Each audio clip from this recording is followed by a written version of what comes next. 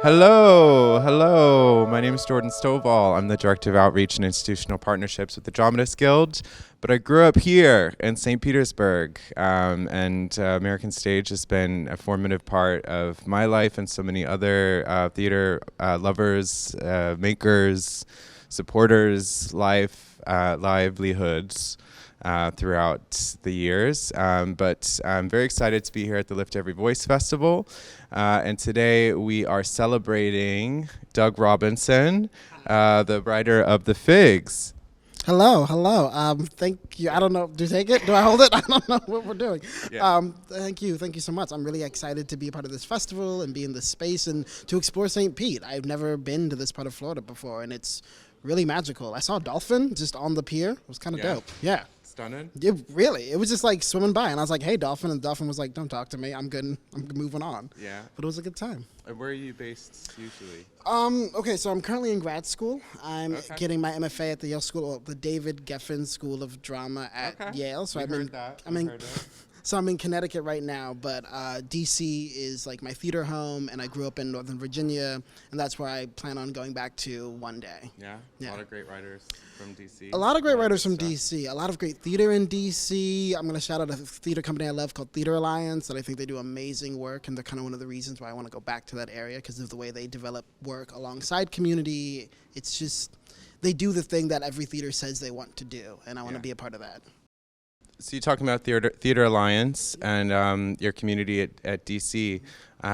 What are some places and people that have been really inspirational to you in your journey as a writer? Well, I mean, oddly enough, Helen, who is the AD here, we met in DC. She actually gave me my first professional theater job when I was 18. Like, I was taking a class at community college, and then someone was like, "Oh, this person needs a production assistant." I came in, Helen gave me a job. I handed her like food backstage, and we've just kept in touch ever since. And the theater company was called The Hub, and their aesthetic was very much about magic and wonder and leaning into the fact that theater is about storytelling. And until Helen and I connected on The Figs, I didn't quite realize how much of an impact that first gig must have been on me, because that's been the stories I try to tell. That's the kind of worlds I invite and bring into the space.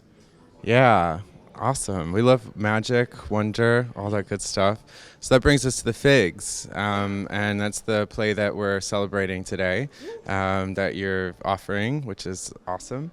So you're talking about magic and wonder.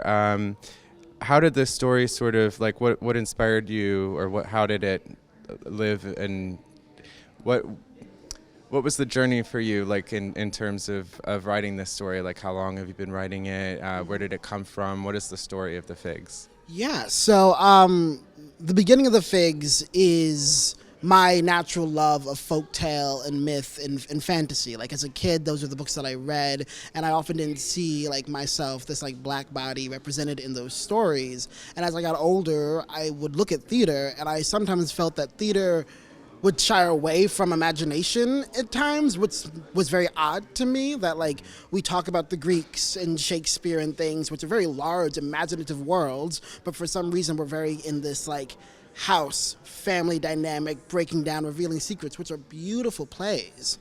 But I wanted to see a black boy go on an adventure. I wanted to see like a queer love story coupled with like swords and magic and myth. And that's the beginning of The Figs. And I started working on it in October of 2021, yes, for my first year project at school. I had read this book called The Archives of Alternate Endings, which was about the Brothers Grimm going around and collecting the stories from their original sources, which got me thinking more about folktale. So then I thought, let me read more. And I read and saw that folktales don't necessarily have to have a large moral. It's about a journey and adventure, and it's up to the reader to take that moral, what they choose. And I wanted to create a play in which I'm going to create a tapestry of things, of wonder and imagine. Yeah. And it's not for me to say, hey, here's the lesson. Yeah. It's for you and your experience to say, oh, here's what I heard, here's what I gained, here's what I'm going to take with or even leave behind. Maybe that's an answer to the question you asked? Yeah, yes. Absolutely. That sounds gorgeous. I mean, I try my best, you know. Yeah. And you say that like a tapestry, which is like an interwoven sort of thing. and there are many different ways to tell a story. Yes. So in the story of the figs, what is like the central story, if you don't mind sharing like a little more about the plot? The central story is there is a king who is obsessed with figs, but figs do not grow in his kingdom. And one day he's like, I have an idea. Instead of like murdering people and stealing figs from other lands, I'm going to marry off my daughter to a farmer who has figs.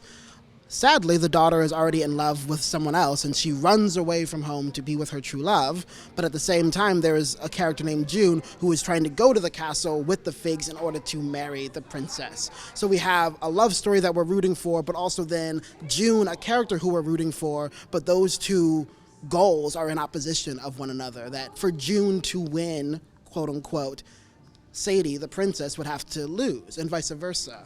And that is like the large story, but really what I love about this play is there are multiple minor stories within it. This is a play not just about these characters, but about the act of telling a story, and that is a beautiful thing to share and listen and feel. There are stories within stories, side stories we hear about, moments of beauty that are then forgotten that then come back at the end, because everything, when given an opportunity to be heard, will connect and matter.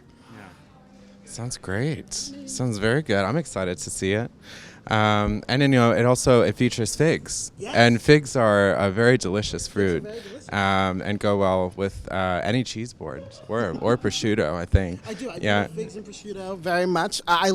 In this play, in researching, I learned that figs are not actually fruits. Fun fact: it's a weird thing that they're just labeled that way, but really they're flowers. So remember that, friends. Yeah, multifaceted, the fig. So what does it mean to you to share this story, the figs, at American Stage as part of the Lift Every Voice Festival?